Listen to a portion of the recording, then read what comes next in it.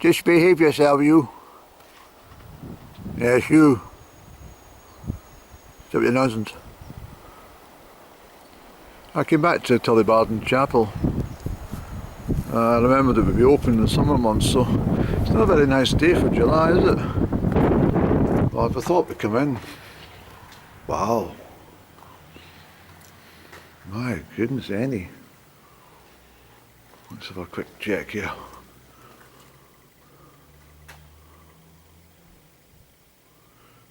Right, this is the chapel. I'm going to have a prayer in here.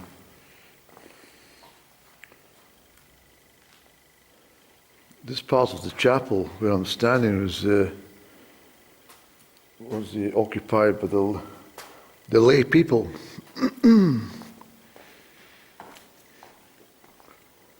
Oh, this is nice, Andy.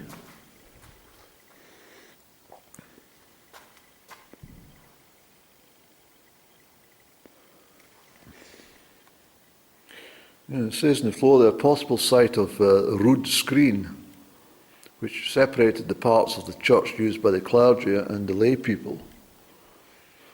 There's always been segregation in society, isn't there? Even in the churches. If you've not got polished shoes, you can sit at the back. So I really get the stone in here. I'm absorbing history here, Annie. This is absolutely beautiful in here.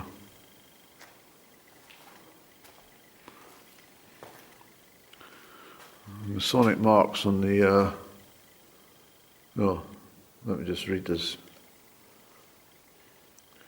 We can still see the signs of the people who built Tullibardine 5 centuries ago. Fine carvings and the marks of stonemasons give clues to the chapel's designs and construction. It's not Masonic marks, but the stonemasons' marks. I do apologise. Here's an example.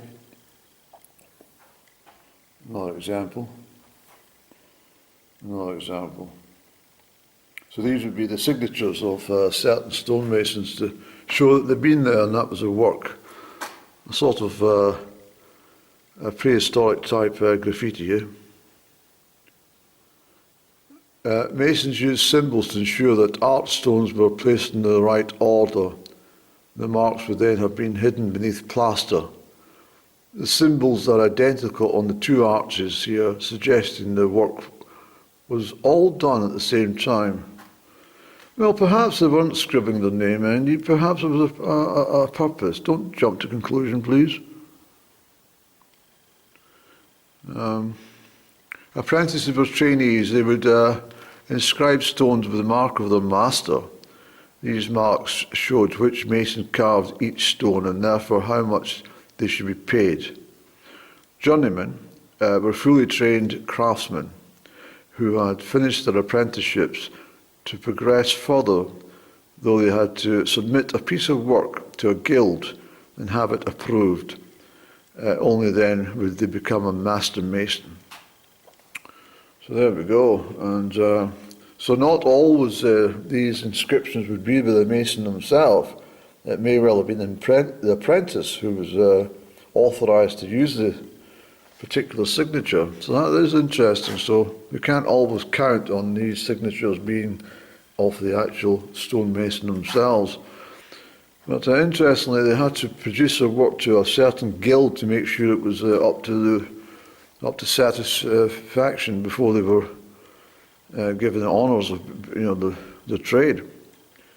Nowadays, this bloody goes to Perth College and they get to sit there for about 9 hours a week, and then they come out with a bloody piece of paper that tells them they're experts in their chosen subject. The apprentice, and they stick a bloody thing on the side of a new van and kid on their expert builders or painters and decorators or joiners or plumbers or something like that. Only when you employ them do you realise they're complete buffoons and they don't know a T-square from a bloody right angle. I like this window.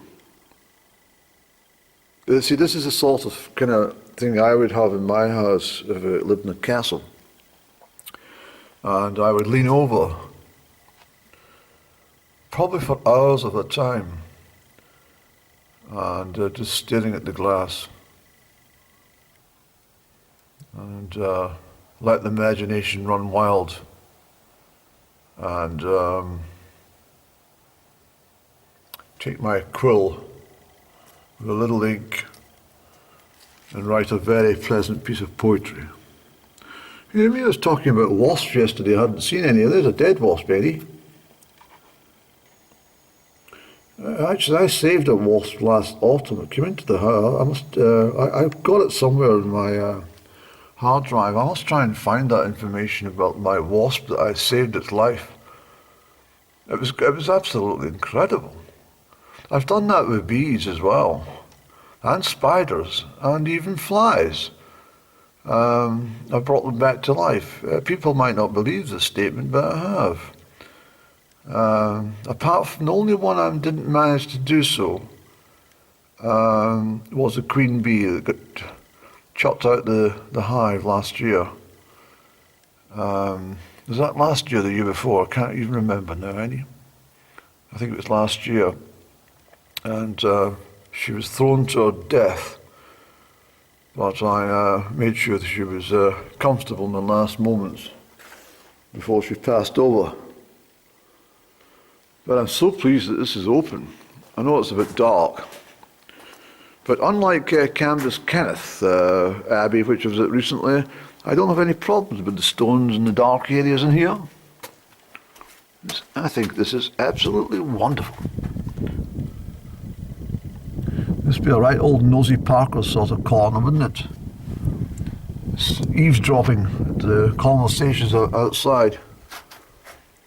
Oh, so is that? Oh, well, I didn't know that. Didn't she? Oh, didn't she? Well, there you go. You learn something new every day. Oh dear. I see. Oh dear. Look at the glass, Andrew. Not stained glass, I have to say, but beautiful, ornate structure, and the lead in the glass, and just isn't it amazing? Do you ever think this is 500 years old?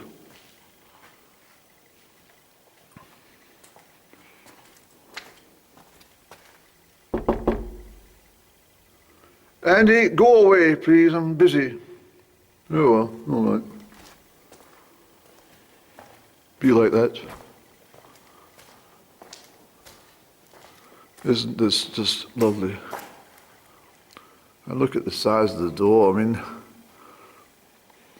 that's the sort of door you really want on your property. Yeah. That would keep the postman amused, wouldn't it? No damn letterbox. No doorbell for canvassers during the election. Yeah. Open the door. What party are you representing? Oh, we're from the Scottish National Party. Well, can you just piss off right now? Get out that gate as fast as you possibly can before I call the bobbies. I'm not sure what this coat of arms is. I think it must be to the Murrays. I'm sure it is.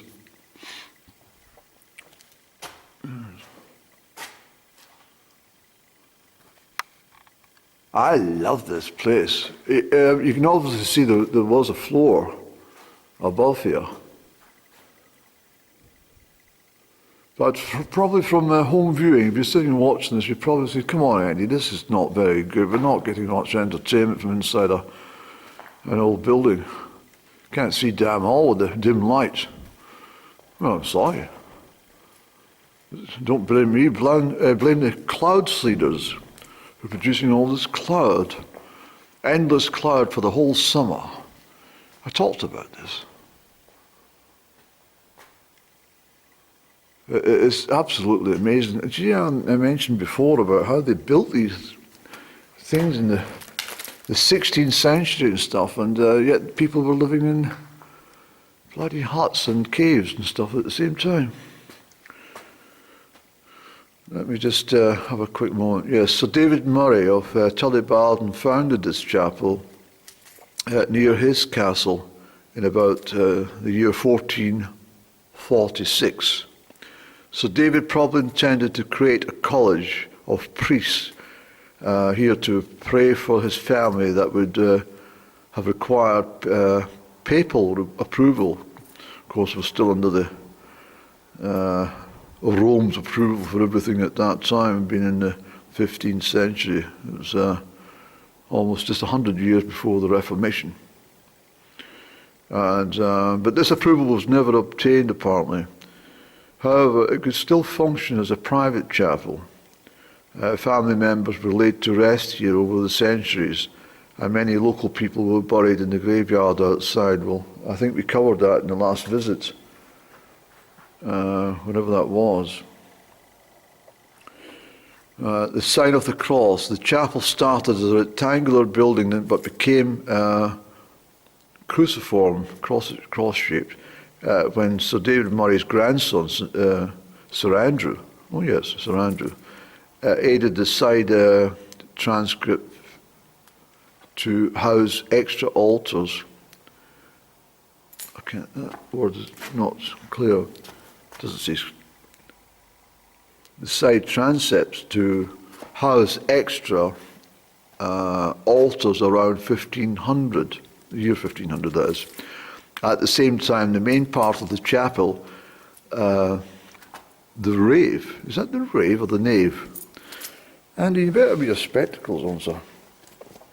At the time, the main part of the chapel was extended and the bell tower added. You see, you do need your spectacles on, you damn fool. Oh dear, Andy. Bear with me. Oh, come on, sir. Yeah. Let's pop this down here, sir. And we'll bring out our spectacles. Not the magnifying glass. But although I do get a lot of amusement when I'm in supermarkets, when I use my magnifier. Yes, you were wrong here. Transepts to house extra altars around 1500. At the same time, the main part of the chapel, the nave, was extended and the bell tower added. Quite simple, you've got spectacles on to read. The end of an era. When the chapel was first built, it looked very different to today. The choir was the holiest part of the church. Priests conducted services there at the high altar. A screen separated them from the public, a decorative panel called a retabule, probably hung on the wall behind the altar. So this is down here. Mass was banned after the Protestant Reformation of 1560, but may have been said here illegally after that date. Excuse me. The chapel was used for occasional worship until the 1715 Jacobite Rising, by which time the Murrays had moved out of Tullibardine Castle, and the castle was demolished in the year 1833, roundabout. In 1816, John Murray, the 4th Duke of Atholl, sold the chapel to his son-in-law James Drummond. Their descendants now, the Earls of Perth and Chiefs of Clan Drummond, have owned it ever since. This site is cared for by Historic Scotland. Well, typically Historic Scotland, I mean, they could post somebody here to have a bit of chat with. I mean, why don't they even sell some ice cream or something? Or some mousse. I used to love strawberry mousse and chocolate mousse when I was a child. I loved it. I thought it was so good on the palate. So it's very grim out here today. It really is. I'm so disappointed with our summer. I've mentioned this quite often, but I mean, it's a wind coming from the southwest and it's plenty cold. It shouldn't be a cold wind from the southwest at any time of the year, for goodness sake. Yeah, it's just not. There's something very wrong. And you're not going to tell me this summer is terrific. It's not.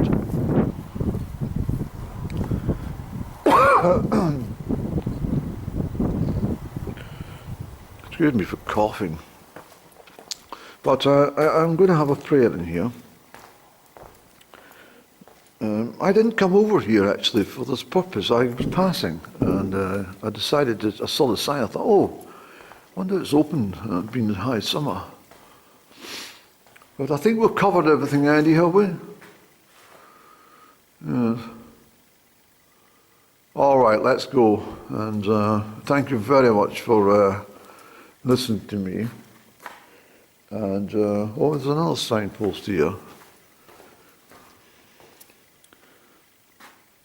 The Murrays were one of Scotland's wealthiest and most influential families. I'm quite sure I'm in the ancestral line of the Murrays. I am absolutely sure of it.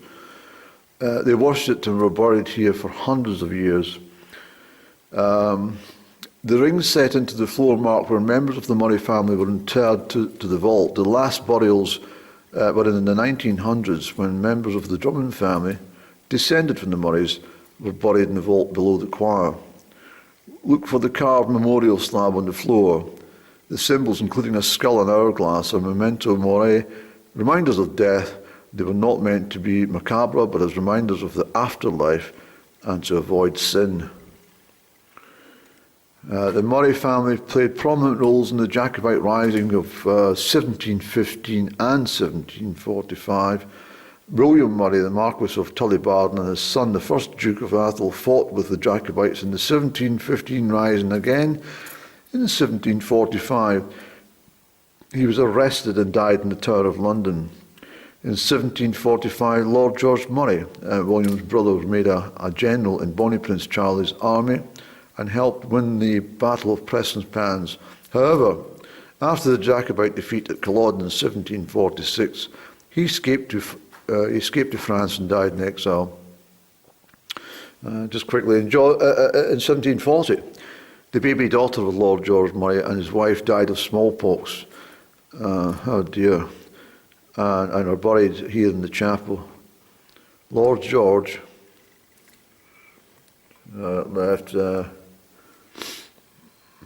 asked his brother, the Duke of Atholl, if, when he died, he and his wife could be laid to rest alongside her.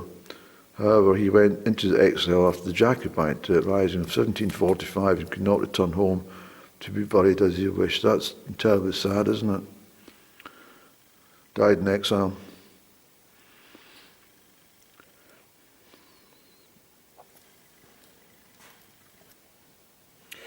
Yeah, it's a hardship for lots of people. So there's people buried underneath here, Eddie. God bless them. Particularly the mum and daughter who died of smallpox. Terrible thing. And with the amount of immigration that we've got, we might have smallpox returning to the United Kingdom. Because all these people are not vaccinated, are they?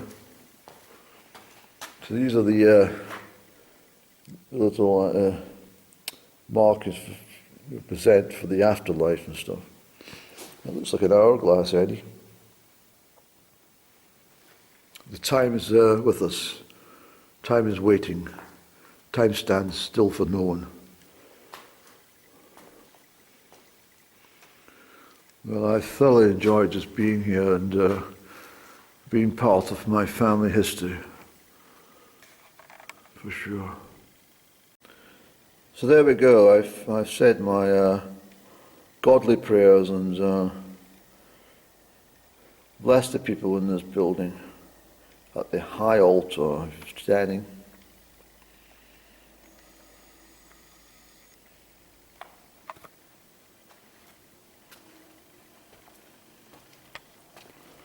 We're standing here thinking back in history. Hundreds of years. You can walk in and out of any point in history if you've got the power. And this is what we're able to do. This is this is something that's I've discovered that it's not so much time travel physically, it's time travel mentally. And when you arrive at your required destination, you bring your physical sense to join you. Sounds like being in a dream, but you're not in a dream, you're physically there. And that's the same as this sort of time travel I'm able to do between centuries, and even just decades or even just weeks. And one thing I've discovered, I've not been able to travel into the future. I don't know if that comes later, but I've not been able to. Well, no, you're wrong, Eddie. You're absolutely wrong with this, because I remember when you were running not far from home, but this is back in the 1980s. This would be about I suggest about 1982 or 83. And as you were running up the knock, and you were thinking about your ego trip, about how well and how fit you were, managing to run over the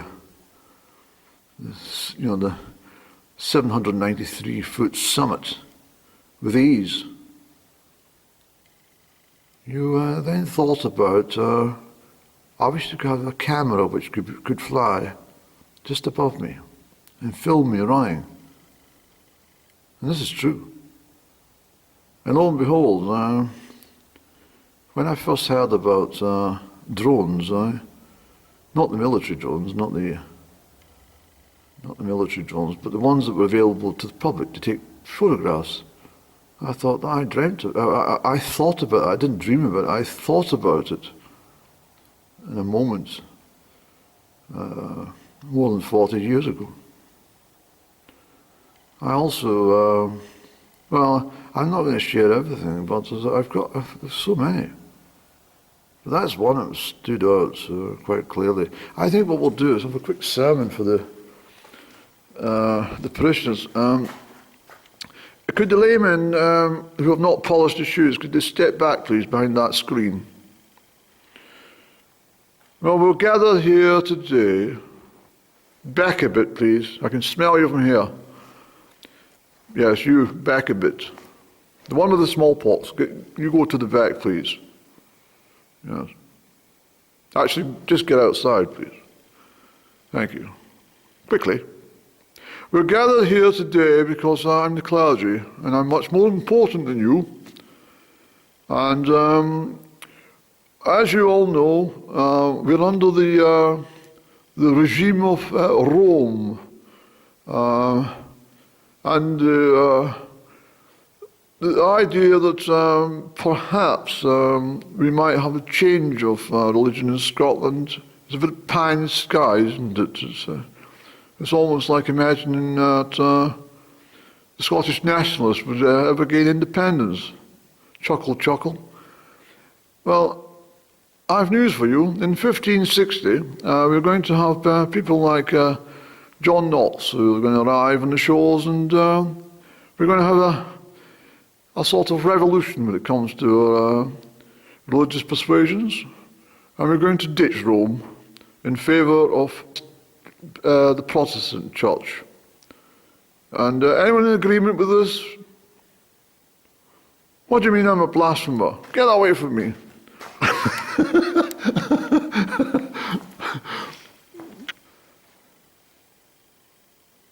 Yes, Calvin, he was instrumental in this nonsense. Well, he wasn't nonsense. He decided, well, let's put it from a different perspective. Let's do something different with this Christianity. In fact, let's be a bit more firmer and a bit more sadder when it comes to religion. Let's be a bit more hell and damnation with everything in religion. Yes. So we'll set up the Protestant church, and yes.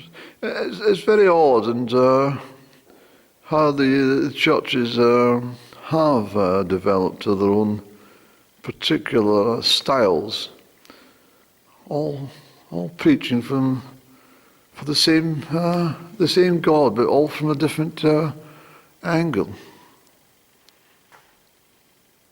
It really is. It's quite remarkable.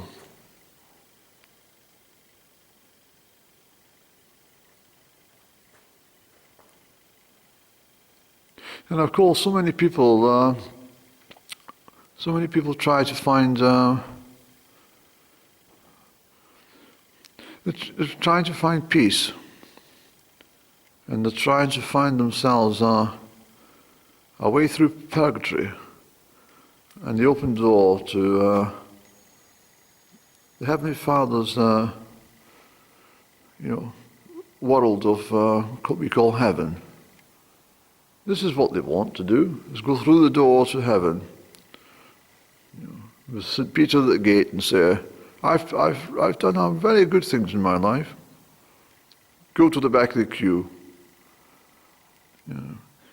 But I actually think that, I actually do believe that there is no heaven. It's all here. Heaven is actually here on earth, and amongst us is amongst the living live the dead. You just can't see them.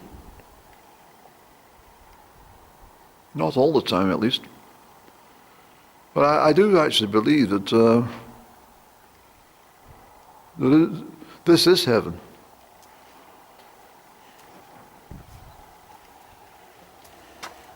This is heaven.